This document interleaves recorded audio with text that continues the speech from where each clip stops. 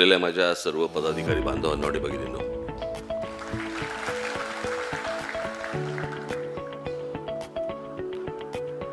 तुम्ही माझी इथे वाट बघताय, मी तुमची तिथून वाट बघत होतो. खूप लोक येऊ शकले नाहीत पावसामुळे आणि आजच अचानक खूपच जास्ती पाऊस सुरू झाला. दरवाजा बंद कर रे, डोळ्यावर लाईट येतो. गेले 20-25 दिवस जरा परदेशामध्ये होतो.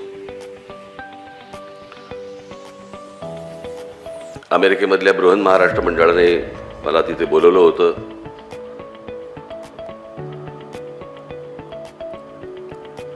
माझा तिकडे इंटरव्ह्यू झाला. मला माहित नाही तुम्ही पाहिलात की नाही पाहिलात.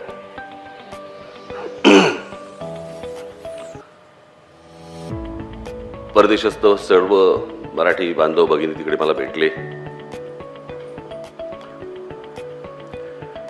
मी एकदा असाच हॉटेलच्या खाली असा उभा असताना कुठेतरी चाललो होतो. एक मुलगा आला आणि त्या डोळ्यात पाणी मला आला, पाया पडला. मला बोलला काही करा. मला बोलले काय साहेब काही करा, पण तुम्ही माझ्या रेस्टॉरंटला आलं पाहिजे. शिवलकर ना नाव त्याचं, शिवलकर. मी म्हटलं मी बघतो, म्हटलं कसा मला वेळ मिळतो. नाही नाही मला माहिती नाही, मला तुम्ही यायलाच पाहिजे, काही करून यायला पाहिजे, जेवायला यायला पाहिजे. म्हटलं मी जेवणाचं नाही सांगत, म्हटलं मी म्हटलं यायचं बघतो. नाही नाही बघतो ना, मला यायलाच पाहिजे. मी म्हटलं काय म्हणजे काय.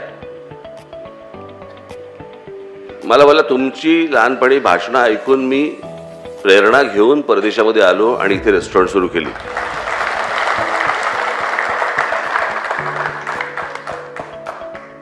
मी त्याला म्हटलं अरे मी तुला मराठी मुलींनी व्यवसाय सुरू करायला सांगितलं होतं, देश सोडा सांगितलं नव्हतं. पण तरी ही मुलं, अनेक मुली या इथून जाऊन परदेशामध्ये स्वतःचं अस्तित्व निर्माण करतात. मी तुम्हाला सांगतो, मी जेव्हा तिथे गेलो खरंच थक्क झालो. मी जिकडे एसी असतं, म्हणजे रेस्टॉरंट जे असतं ते साधारणपणे 100 लोकांचं असेल सिटिंग कॅपॅसिटी, आणि बाहेरच्या बाजूला 50 लोकांची साधारणपणे सिटिंग कॅपॅसिटी होती अधिकृत. आणि जवळपास त्या रेस्टॉरंटला 1.5 ते 2 तासाचं वेटिंग होतं. त्याच्यामध्ये जवळपास 40% परदेशी लोक होते. बरं वाटतं ही सगळी लोक बघून. आपापला व्यवसाय उभा करतायत, आपापलं अस्तित्व निर्माण करतायत. असंख्य मराठी लोक मला तिकडे भेटले. असंख्य लोकांनी उद्योग सुरू. बंद करा जर दरवाजा, ती कडी लावून घ्या आता, डोळ्याला त्रास होतोय त्याचा.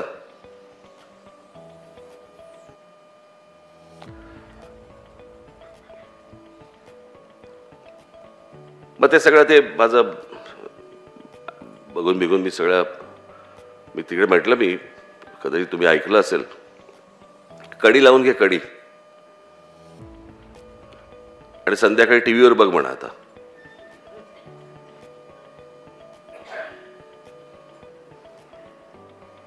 मी म्हटलं पाण्यापासून ते टॉयलेट पेपर पर्यंत जायचं सोपं काम नाहीये, करून बघा एकदा. जे मराठीत म्हणे ना, ज्याची जळते त्याला कळते, ते मला असं वाटतं तिथूनच आलं असणार. मी तुम्हाला सांगतो, तिथे त्या अख्खा तो प्रवास, परदेशातला प्रवास तुम्हाला माहिती आहे, अनेक जण गेलेले आहेत. काय हालत होते ना सकाळच्या वेळेला, ते आपल्या आबालाच माहिती असते. आणि मग मी ते सगळा अख्खा तो प्रवास करून मी येणार होतो. माझं फ्लाईट होतं लॉस एंजेलिसवरनं. तिथे हॉटेलमध्ये आलो. हॉटेलमध्ये मी रूममध्ये शिरलो. रूममध्ये शिरल्यावरती मी बाथरूममध्ये शिरलो. बाथरूममध्ये शिरल्यावर मी तुम्हाला सांगतो, माझ्या ढोंगणाने हंबरडा फोडला जवळपास.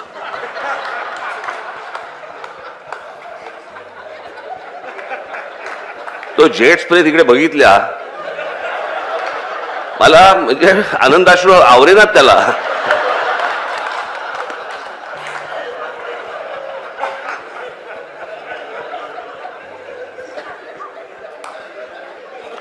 खरं सांगतो मी, माहित आहे त्याची मजा काय असते ती.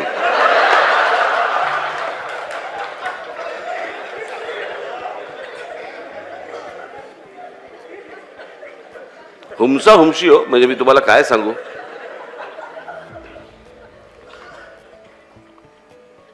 पण ही सगळी गोष्ट पाहत असताना माझ्या लक्षात आलं की जे अगोदर मी अनेक वेळेला मॅपवरती पाहिलं होतं, नकाशांवरती पाहिलं होतं, तो कॅनडा आणि अमेरिका यांच्यामध्ये 5 तलाव आहेत. असंख्य तलाव आहेत तिथे देशभरामध्ये, युरोपमध्ये आहेत, सगळ्या ठिकाणी आहेत.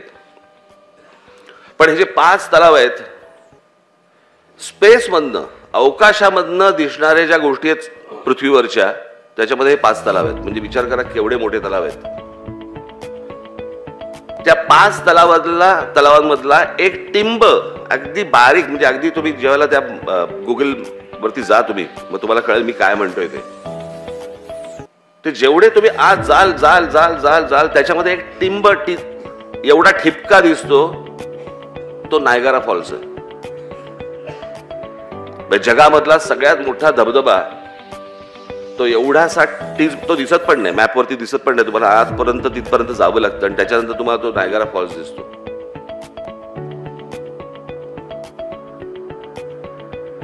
इतके तलाव, इतक्या सगळ्या गोष्टी असून इतकं मुबलक पाणी असून कागदाने पुसतायत. आणि आमच्याकडे पाऊस कधी पडणार, धरणं भरली का, धरणं नाही भरली, आमच्याकडे पाऊसच नाही पडला, धरणच नाही भरलं, यावेळेला तर आमच्याकडे दुष्काळच पडेल, असं सगळं देशभर वातावरण असताना आम्ही धुतोय. मी माझं असं म्हणणं नाही की कागदावर जा. आणि मग या सगळ्या विरोधाभासानंतर आपण विचार करतो, मग ह्याच्यावरचं उत्तर काय असतं आपल्याकडे नेहमी? Global warming. सगळ्या गोष्टी उलट्या करायच्या. मी कालच कोणाला तरी बनवतो, काही गोष्टी अशा आहेत ज्या आपल्यामधल्या ज्या काही तेव्हा परंपरा म्हणून त्यावेळेला काही प्रथा पडल्या असतील, पण आजची परिस्थिती पाहून काही गोष्टींमध्ये आपल्याला बदल करावा लागेल. मला असं वाटतं राज्य सरकारने, केंद्र सरकारने याच्यामध्ये जातीने लक्ष घालणं गरजेचं आहे.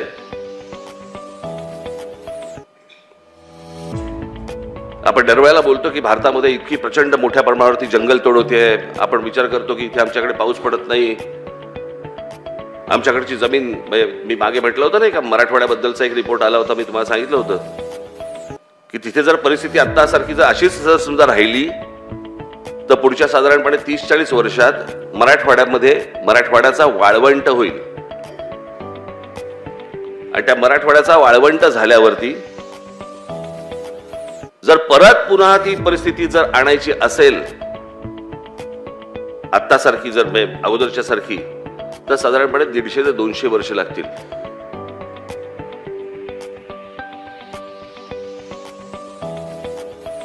आज बेसुमार जंगलतोड या देशामध्ये चालू आहे.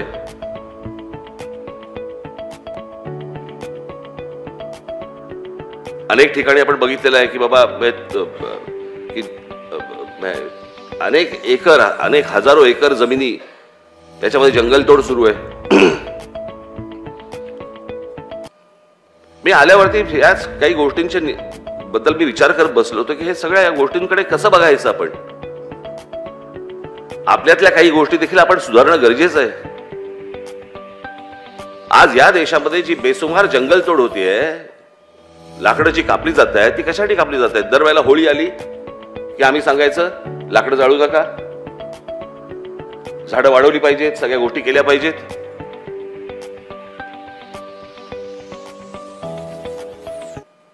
मुळात आपल्या पहिल्यांदा धर्माकडे पाहणं गरजेचं आहे. आपल्या धर्मामध्ये, या देशामध्ये हजारो लोक आज ज्याला जातात, मरतात, त्यांचे अंतिम संस्कार हे लाकडावरती होतात. ही लाकडं कुठून येतात? आज ती जी जंगलतोड होते, त्या सगळ्या जंगलतोडीचा सर्वाधिक जर समजा लाकडाचा पुरवठा जर कुठे होत असेल तो स्मशानभूमीमध्ये होतो. आणि इलेक्ट्रिकवरच्या ज्या काही तुमच्या आहेत त्या काय म्हणतात त्याला विद्युत दाहिनी, याचं देशभरामधलं प्रमाण 0.1% पण नाहीये.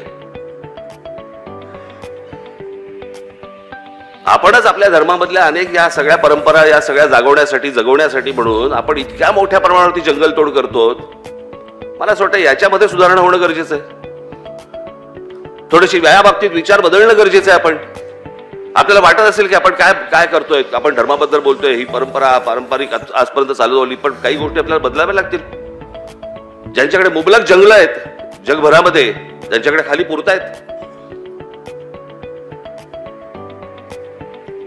आणि आमच्याकडची जंगलतोड ही सगळ्यात मोठ्या प्रमाणावरती होते. ती जात आहेत कुठे लाकडं ही पण पाहणं गरजेचं आहे. पण मला असं वाटतं राज्य सरकारने, केंद्र सरकारने या विद्युत दाहिन्यांचं प्रमाण सगळ्यात जास्ती वाढवलं पाहिजे.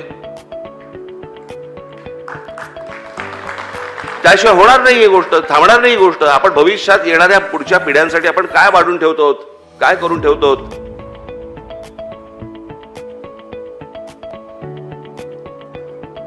पण आमच्याकडे ह्या मूळ गोष्टींकडे लक्ष द्यायला, पाण्याच्या प्रश्नावरती, आरोग्याच्या प्रश्नावरती, नोकरीच्या प्रश्नावरती आमच्याकडे वेळ नाहीये.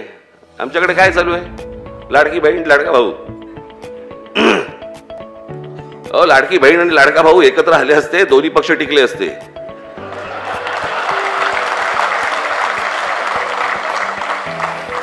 योजना कशाला पाहिजे त्याच्यासाठी?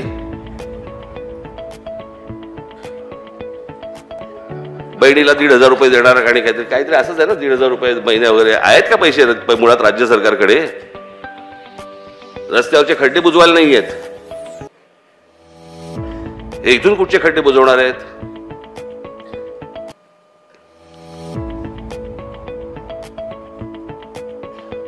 आज जो पाऊस पडतोय, माझी तुम्हाला सगळ्यांना विनंती आहे, हात जोडून विनंती आहे सर्वांनाच, माझ्या पक्षामधल्या माझ्या प्रत्येक महाराष्ट्र सैनिकाला, हे जिथे जिथे पूर आलेत, जिथे जिथे घरामध्ये पाणी गेलेलं आहे, प्रत्येक घराघरामध्ये जा, प्रत्येकाला मदत करा. जिथे जिथे ज्या ज्या गोष्टी शक्य असतील, पक्ष म्हणून तर आपण करूच, पण वैयक्तिक तुम्ही देखील तिकडे जाणं गरजेचं आहे, विचारपूस करणं गरजेचं आहे, त्यांना त्यातनं बाहेर काढणं गरजेचं आहे.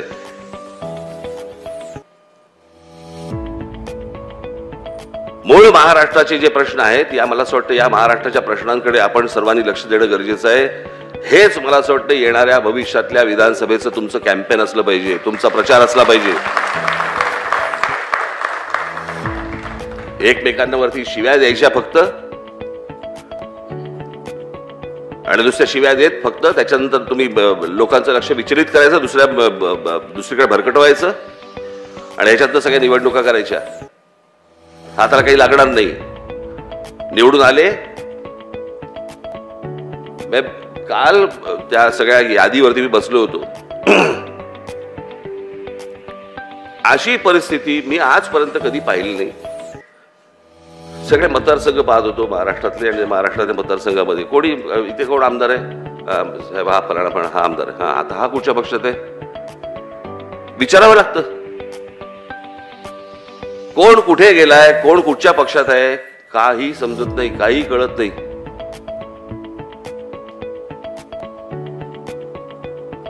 आणि येणाऱ्या विधानसभेच्या निवडणुकीला या सर्व राजकीय पक्षांमध्ये जे काही घमासान होणार आहे ना, ते न भूतो असं असेल, न भूतो.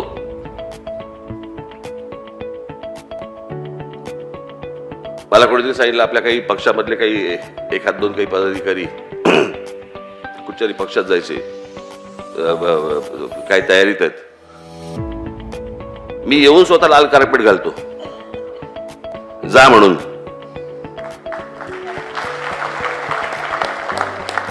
आणि जो भविष्याचा सत्यानाश करून घ्याल तो घ्यालच.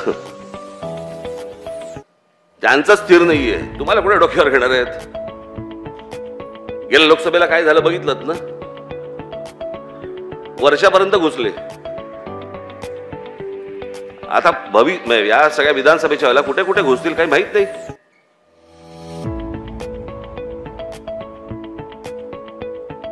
आज तुम्हाला या सगळ्या आजच्या बैठकीला बोलवण्याचं कारण, महत्वाचं कारण म्हणजे हे सगळे जे सर्वे बिर्वे असतात ना, कोणाकडे ह्यांच्याकडनं सर्वे करून घ्या, त्याच्याकडनं सर्वे करून घ्या, ह्याच्याकडनं ते किती फिरतात, काय फिरतात आपल्याला माहित नाही. आणि म्हणून मी पक्षामधली एक 4-4, 5-5 जणांची एक टीम केली. तुम्हाला कधी जिल्हाध्यक्ष तालुकाध्यक्षांना कधी माहिती नसेल, ते तुमच्या जिल्ह्यांमध्ये तालुक्यांमध्ये येऊन गेले. तिथे त्यांचा सर्वे झाला.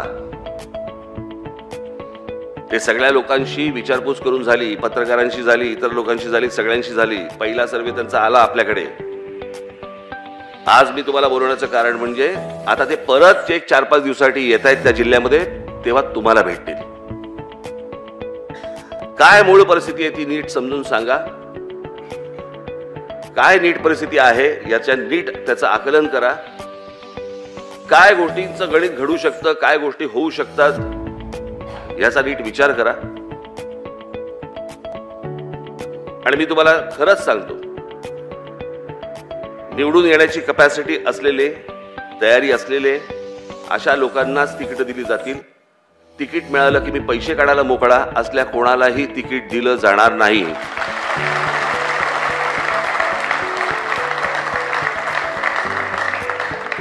कोणालाही तिकीट दिलं जाणार नाही. तुम्ही जे बोलाल, तुम्ही जे सांगाल, जे आपले जिल्हाध्यक्ष, तालुकाध्यक्ष, आज अनेक लोक येऊ शकले नाहीत पावसामुळे, पण जे जिल्हाध्यक्ष, तालुकाध्यक्ष, शहर अध्यक्ष जे कोणी आहेत, जी माहिती आहे ती नीट प्रामाणिकपणे द्या. कारण तुम्ही दिलेली माहिती देखील चेक केली जाणार.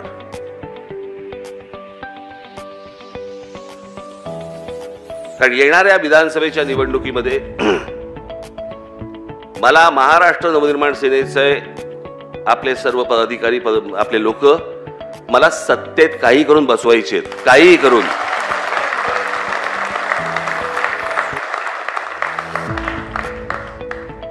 अनेक लोक हसतील, हसू देत, काही कारण, मला काही हरकत नाही त्याला.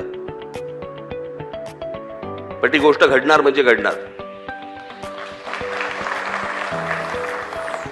सगळेच जण आम्ही त्या तयारीने लागलेलो आहोत. तुमच्यापर्यंत ही सगळी लोक येतील आणि मग त्याच्यानंतर युती होईल का, आपल्याला कोणत्या जागा मिळतील, असला कोणताही विचार मनामध्ये आणू नका. जवळपास 250 ते 250 जागा आपण लढवणार आहोत.